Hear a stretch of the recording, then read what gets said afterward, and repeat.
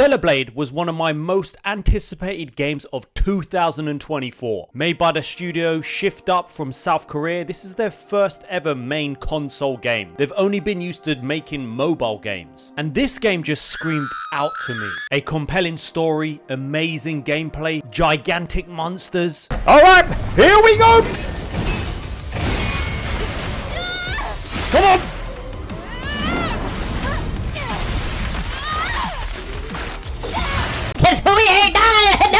And also a very good looking protagonist. Can we move her up and down? Can we turn her around?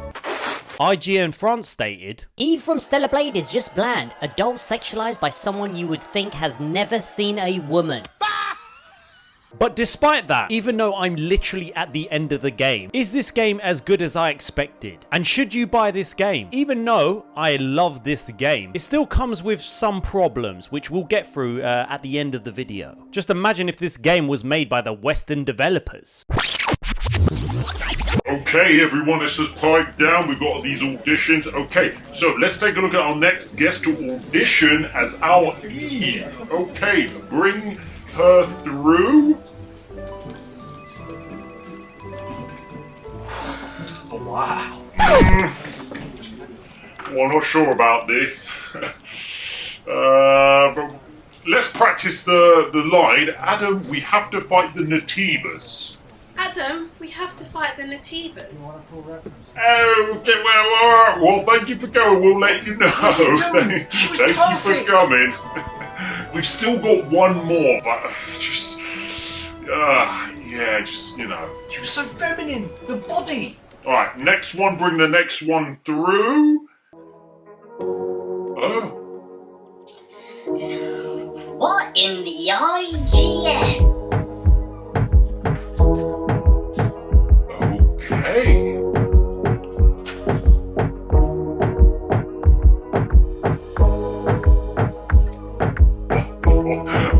Well, tell us your name, young lady.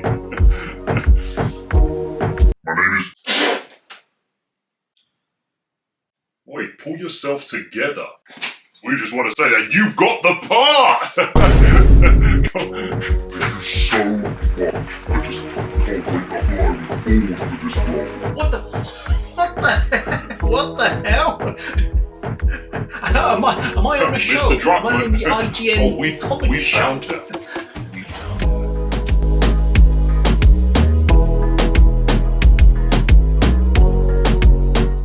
So the first thing we need to... Sorry about that, guy. So the first thing about Stellar... Sorry, guy. So the first thing about Stellar Blade is that this chair is damn uncomfortable.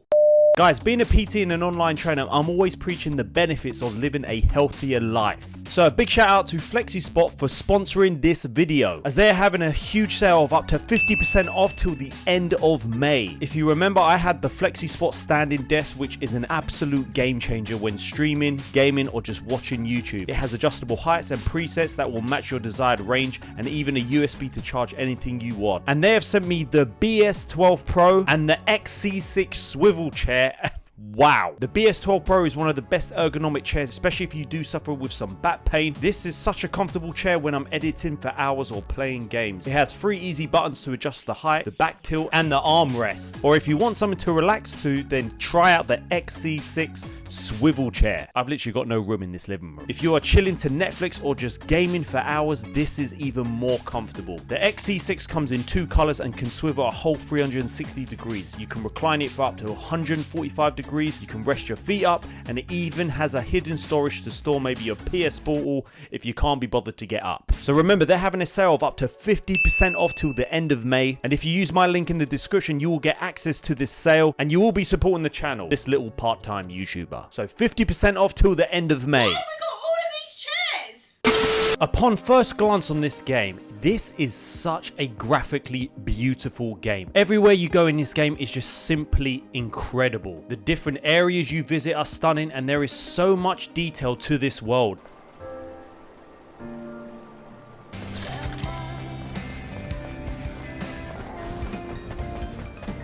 The story was great, and it kept me engaged from the very start, and it started in the most brutal way. And yes, I'll be showing footage from the start of the game, just, you know, minor spoilers, let me just say, for the first 5 minutes of the game. Oh!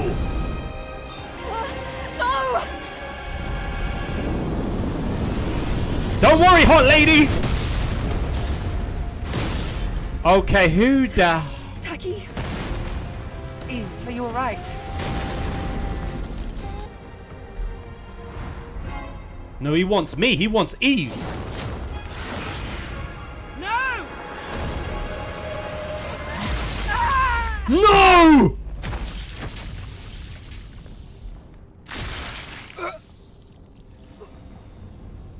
Oh my! I did not see this coming. Eve! Get out of here. Taki! But wow, it gripped me. Eve descends from Earth from the orbital colony to help reclaim the planet from the Natibas, which have driven humanity off the planet. And they are sent by Mother Sphere. Many humans on Earth believe Mother Sphere to be the creator of Earth, while other civilians rebel against the idea and thinks she, or the idea of her, is pure evil. Humanity's greatest and only hope for survival can be found in Mother Sphere. Please, enjoy the harmony and prosperity of 8.7.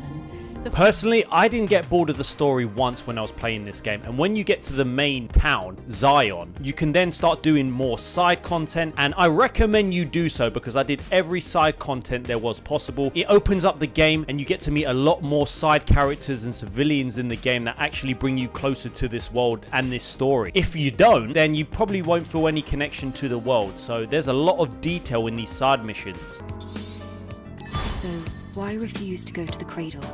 Angel, you're back. What happened? Hey, are you alright? What happened to the toys here?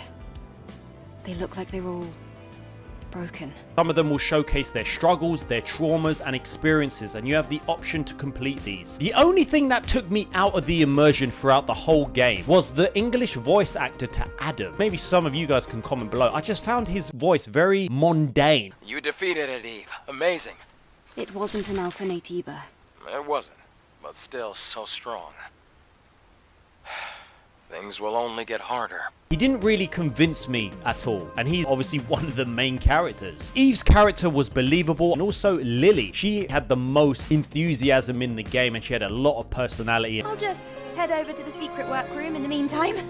I do wish there was just a bit more character development in this game. I just wish there was more depth to these characters, but I guess if there's a sequel or even a prequel, we can actually dive into these characters a lot more. And wow, I didn't realize how big this game is. The game has a few large areas to explore, like the Great Desert, which is absolutely huge. It is a semi-open world area where you can explore side quests, collect different collectibles, and generally just embrace the beautiful world. You can even go fishing, which I actually spent a hell of a long time collecting these fish and just enjoying the scenery. It was so peaceful. And there's like 20 fish you can catch. I loved this.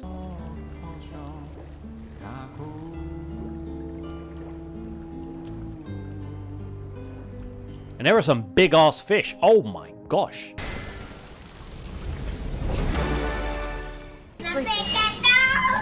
Each area is so unique, and I didn't prefer one area to the other. I just loved how these different areas looked. And with the side content you unlock throughout the game, you will always find yourself going back to these areas, and that's what I love. It wasn't just you go to one area, you're done. As you complete more and more side content on this little board, more and more unlock. So it's great to know that you are forced to kind of go back to these areas and explore. And actually some areas actually open up, because some is actually kind of hidden with some water, and you have to get rid of the water, and then you're like, wow, there's just so much more to explore. Wow.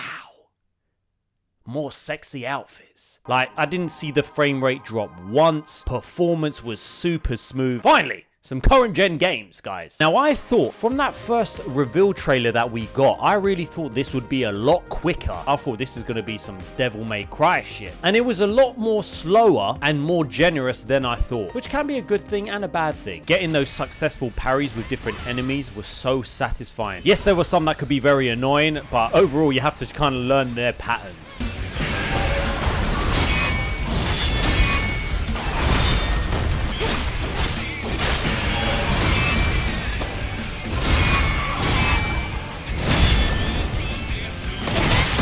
Okay, there were some times where I was dying a lot and I would get annoyed because I was like, flipping hell, I'm right at a save point. I was just trying to kill every enemy and I ended up dying and going back to the start. Oh my god! It's not going well, is it? You can just run through some of these enemies, which I ended up doing. But the big bosses is where it is all at. And upon reflection, I wish there was more. I wish there was a lot more big bosses in the game because that is the main finale. At first, I was like, damn, there is no way I will be doing this first time. And for the most part, it actually got a little bit easy. Well, easier, shall I say, because the main boss fights, I thought it would take me 10, 15 tries. I think at most, it took me like 8 times on one boss. But generally, the other big bosses that I fought against, it only took me like literally 1 try. It was fun, don't get me wrong, but I thought it would be a lot harder.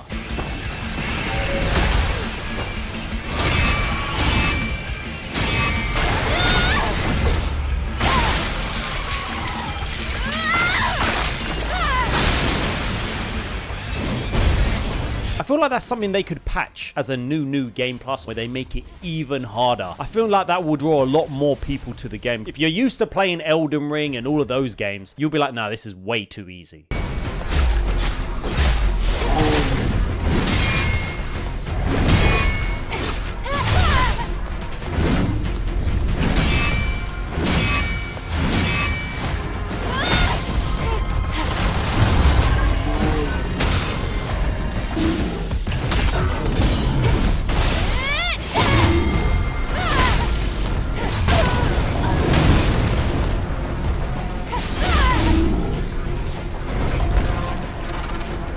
You will get a lot of abilities to upgrade in the game, and what makes the combat even more enticing and exciting is the use of these burst skills. These are rechargeable skills that can deal a hell of a lot of damage to the big bosses or any enemies. They can make up a big surface area, and when used, oh my gosh, let's go Eve!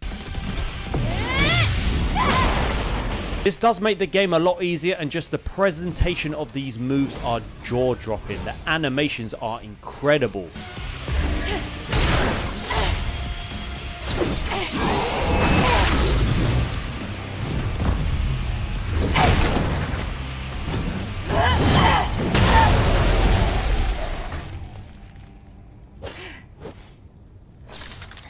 I love her.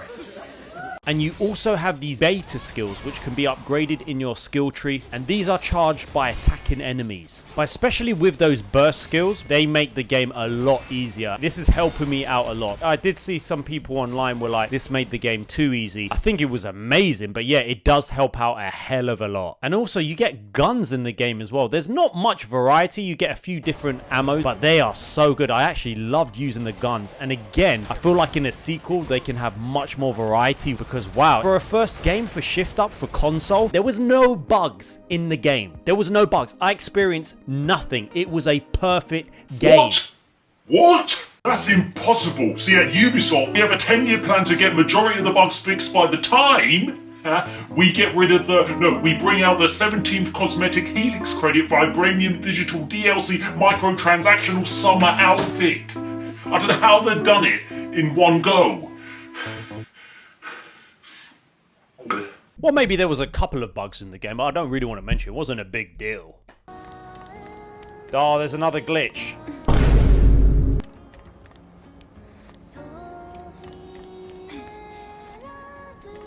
These glitches. The only thing I would say, yeah, guys, like I've just said, the glitches on the ladders, for some reason they keep, yeah, see, it keeps doing it again. And not to mention, for a game with no microtransactions, let's just say we need to call it out when there is microtransactions and when there isn't. Oh my gosh, the amount of cosmetics in terms of outfits you get for Eve.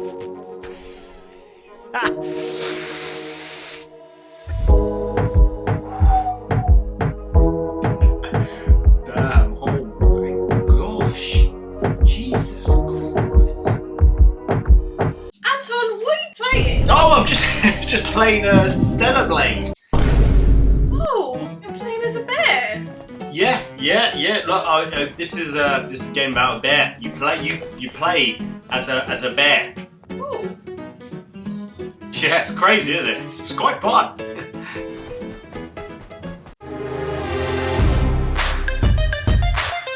It really does complement Eve's physique. And even though there is a little bit of censorship in the game, which is crazy because I swear it's only like 1 or 2 outfits. They just cover the cleavage a little bit. But then there's other outfits that are like, wow. It's like, why would you try and censor like a tiny bit of cleavage? That's the one thing I don't get. If it was drastic, then fair enough. But it feels like it's only 1 or 2 outfits. I don't understand, to be honest. And I understand why people got annoyed. I understand that for sure. But then I don't understand Sony's point of view if it was them, which I do think it was. That doesn't make sense. It's just that small. It doesn't really make any difference anyway. Well, it's because it's disgusting and needs to be dealt with. This is 2024.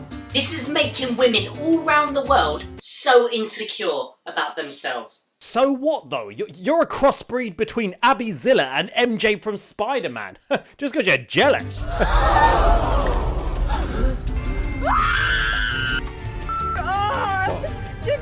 My GM France will be hearing about this. Stellar Blade for me is one of the best games of 2024 and definitely a contender for Game of the Year, just like Hogwarts was for last year. The fact that we have got a beautiful protagonist is kind of a bonus for Western gamers and should be celebrated. Like, I don't think there needs to be an uproar in regards to a good looking protagonist in a video game because companies going on that it's unrealistic doesn't make any sense because we're playing a game with guns and aliens. Everything about that game is unrealistic. But when it comes to the look of it, oh, it's unrealistic. As gamers, we want to play as the best character ever. Like, why wouldn't you want to play as Superman? Do I get upset because The Witcher, Geralt has great hair, and and I've got nothing compared to that? I don't go around sitting at home wearing a wig. Sometimes. But I want to play as the best version of that fictional character. So what if she's he is very good looking? I don't understand. What's the problem? Do I want to play as an obese guy? No, I don't. No. Would I want... No. Do you know what I mean? Remember, you're selling to an audience that you want their money, so you want them to purchase the game. I want to play as Spider-Man. Do I want a spin-off game where I play as a deaf girl? Why am I playing as a deaf girl? No, I really don't, because I just don't want to. I'd rather be Spider-Man. You can try and see how many people buy that spin-off game. Spider-Man Miles Morales, Haley, no hearing home.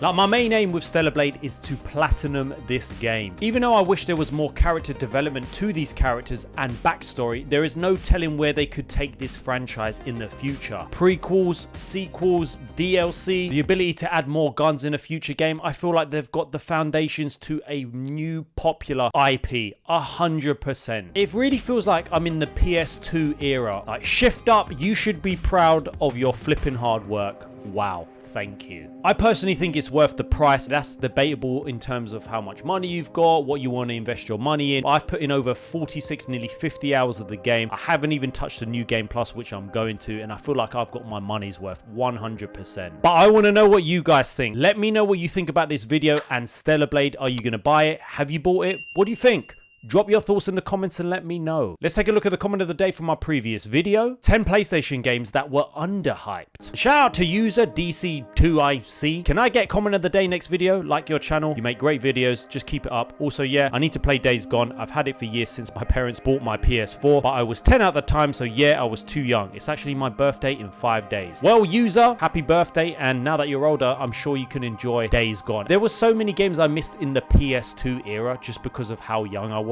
All of you will think about all of these remakes and other games that you mentioned on PS2, and I just haven't played them. Days Gone is up there with one of my favorite games. Anyways, time to play Dress Up with Eve.